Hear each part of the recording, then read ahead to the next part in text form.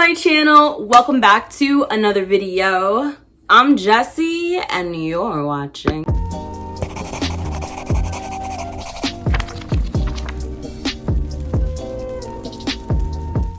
I am so excited to be bringing to y'all a BIPOC LGBTQ book recommendations video.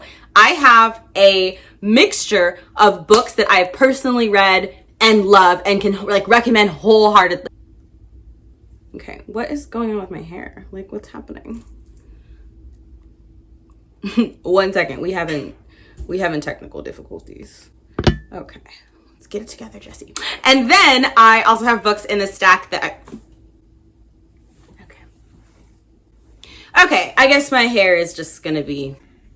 There's no bun for me today. I also have books that I have not read. Before I hop into these juicy book recommendations, we have ace characters, we have trans characters, and so on and so forth, all over the spectrum of the LGBTQIA plus community. Before we get into the book recommendations, I want to give a big shout out, a big hug to the sponsor of today's video, none other than Leeds Book Fest. What Leeds Book Fest does is celebrates LGBTQ literature. They have a ton of really exciting events. The festival ends on the 11th and they have been running for a few years now. So I'm really excited to be a part of this year's program. I love their mission. I love that we have a LGBTQ book festival that is so important, and let's get to celebrating all of these fantastic queer reads that have been coming out, written by authors of color, representing the LGBTQ community in all of its glory and diversity.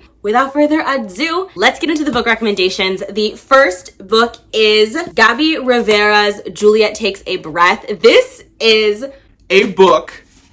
Well, yeah, this is a book, Jessie. You're doing great. This is a book about a girl who lives in the Bronx. She's a Puerto Riqueña, and she ends up writing letters to her mentor, who is this just famous white feminist individual. And she ends up going to, I believe it's Oregon, for the summer. Yes, she goes to Oregon for the summer to be mentored in person by this woman, and she finds that there are limitations to her feminism, that her feminism doesn't include queer brown girls. And so it's about this brown girl trying to navigate her way through her coming of age. She is a self-described baby queer. She's new to being out, and she's struggling with how to handle the pressures of being Latinx and queer. Gabby Rivera is an amazing author. She wrote the America comics. She has a podcast. It's called Joy Revolution, and it's just about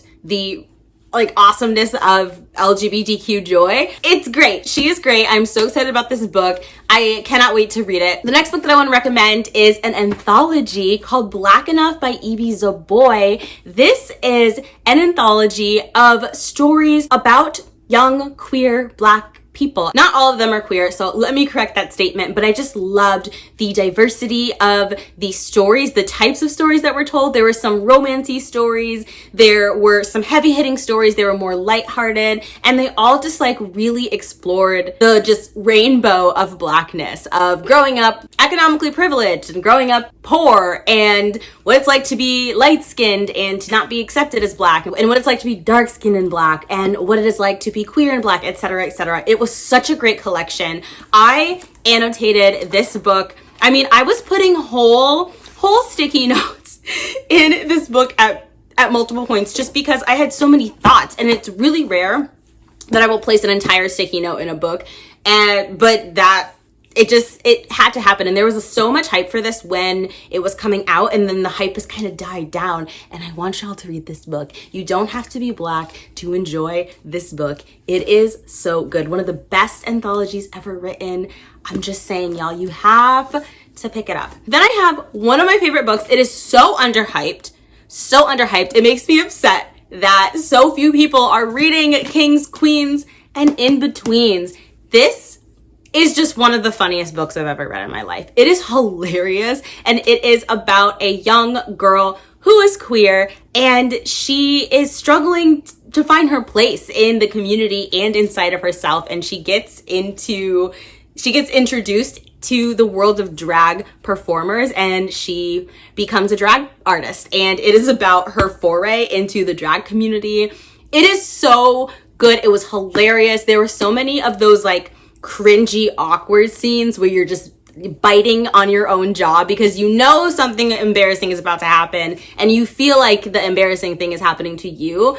And I just love the conversations about queerness. It just was so great. I loved the trans representation. The bisexual representation was awesome. The complex family dynamics and having queer family members. Just all of it was really good. I definitely recommend Kings, Queens, and In-Betweens. So freaking good. Deirdre is one of my favorite characters of all time. She is the mentor and I just want to hold her close. I just want to hold her close. It has been 2 years since I read this book and I'm still craving a sequel. But it's a standalone. But Tanya, the author who wrote this, just came out with another book and I want to read it so freaking badly. And just like, look at the cover. Just look at the cover. It's so good. It is so good. Next is a crowd favorite on BookTube and also a favorite of mine, and that is none other than Black Flamingo. This was a debut book. Just the author has such command of the English language. Like, this person can string a sentence together. This is a book about a mixed race gay teen named Michael who is struggling with being Black, being gay, and he gets into drag and becomes a drag performer. And it is about him coming into himself. And one of the things that's awesome about this book is it's told in verse. It's poetry and just beautiful. In addition to that, a lot of people don't realize that this book is also illustrated. It is semi-illustrated and the illustrations are gorgeous. This edition isn't illustrated, but I have the paperback edition, which is, and it is everything. So if you're looking for some representation for drag performers, these two books, definitely you have to check it out. This one was really heavy hitting and emotional and I really loved it. It's a book that made a lot of people cry. It didn't make me cry because I'm dead inside though. Next up, we have one of my favorite books of all time, and that is Girls of Paper and Fire. This is the start of a trilogy. The final book comes out at the end of this year and my hands are shaking thinking about it. I cannot wait for the conclusion of this book. Ren is so near and dear to my heart. Lay means the absolute world to me, and their relationship, I ship them so hard. I ship them so freaking hard. I am shipwrecked. I love these two girls. So let me stop nerding out over their relationship and tell you what the book is about. In this world, you have three different types of entities. You have humans, you have these human demon hybrids, and then you have full-grown demons. And these demons are animal forms instead of being like, paranormal demons. This means paranormal demon. You're doing great, Jessie. And so it's really cool because people will be literally half animal, which is dope. And so essentially, Lay is born with these beautiful golden eyes, and she lives in a struggling village with her father and is still mourning the loss of her mother, who was stolen by the demon emperor. Excuse me, not demon emperor, demon king. So every so often, the demon king will take 8 girls from their villages and bring them to his castle. Castle is palace and castle. What is going on with me? Bring them to his palace in order to be his concubines. But he just can't resist when he hears of this beautiful girl with golden eyes, and he decides to make her the 9th girl. Once in the palace, she falls in love with another concubine, which of course is forbidden. And it's about these 2 girls and their allies and friends trying to overthrow this evil demon king. And it's really, really good. I love the romance. I love the writing. I love the world building. It is lush and lyrical, and it's just pretty awesome. Next up, I have Reverie by Ryan LaSala, which is a book, again, just a book that everybody loves. Everybody on BookTube is raving about this book, really enjoyed it, really loved it. I think it is one of the most stunning, beautiful, magical covers I have ever witnessed. And Ryan, the author, is just known as being a ray of sunshine, just a very wonderful, enjoyable individual, and that definitely shines through in his book. Overall, just goodness. So we're following a teenager who's trying to figure out what the heck happened when the police drag him out of a river and he's half dead. And his parents are really upset about this, so he's grounded. He's grounded. He doesn't remember anything. And when he goes back to school, he's approached by different kids who are like, oh yeah, I know you. I can tell you what happened. And he's trying to figure out who to trust and is kind of piecing together the events of that night. But he and these other kids are dragged into mysterious worlds, these dreamlike ethereal worlds. Some of them are very nightmarish. Some are almost like being in heaven. And there is a entity that they have to battle. So this is a urban fantasy. And the villain of this story, chef's kiss. Chef's kiss. I highlighted so many of that individual's quotes, the outfits, the looks that were being served on the page. Absolutely. I also liked how much dreams and like dream abilities were centered in this fantasy. That's not something I see super often. It's not rare, but it's just not one of like the big fantasy tropes. So if you are into dreams and you think that you would like this book, definitely go for it. This is a book I ended up giving 3 stars to because the world building wasn't as in-depth as I wanted. It was very loosely imagined for me personally. A lot of people felt the world building was super grandiose. So take my opinion with a grain of salt. Actually, take all of my opinions with a grain of salt. Then I wanted to make sure I showed off Bedazzled, which is Ryan's latest book. I have not read this yet. I haven't read it yet. Okay, but I have heard good things and I am so excited to read another one of his books. And this is a queer love story. So Reverie was not a romance. There is some romance, but it's not a romance. And I'm not a romance person, but I would take a romance from Ryan La Sala, you know? It follows a teenage cosplayer who is trying to prevent his relationship from crashing and burning. Cosplayer. When was the last time you read a book about a cosplayer? But of course, his relationship doesn't work out. And so it's about him trying to pick up the pieces of himself, trying to recover from this while still being great. And I love that this book starts with a breakup. For so many reasons, I think that that's absolutely wonderful. I wish more authors did that. And we have I Am a Gay Wizard. This is from a non-binary Latinx author. Not me holding up the sequel.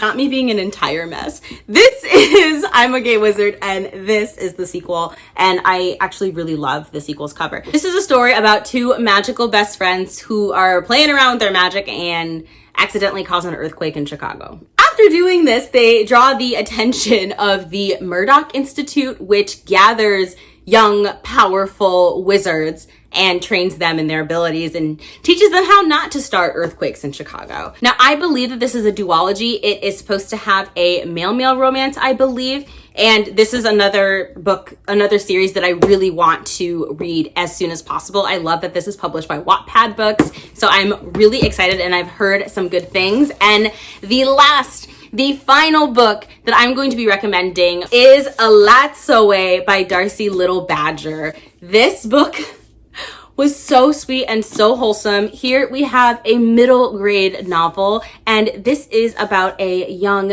individual named Alatsoe and is able to see the ghosts of the dead and is from a Lipan Apache family, and she begins to investigate the murder of her cousin. No one seems to care about it, and she wants answers, and going on this journey puts not only her life at stake, but the lives of her family as well. Our main character here is asexual, and I'm on the ace spectrum and really enjoyed the ace rep. I liked that the story was pretty fast-paced. I loved the family themes and like the thematic elements. I loved how much mythology was a big part of this story. And also these touching little illustrations. This is another semi-illustrated book. That's one of my favorite things about middle grade is that, like, why did we stop? Why did we stop giving illustrations in books after the YA category? Who made that decision? All right, y'all, that is gonna do it for this video. I hope you found some fun new books to add to your TBRs. Thank you again to Leeds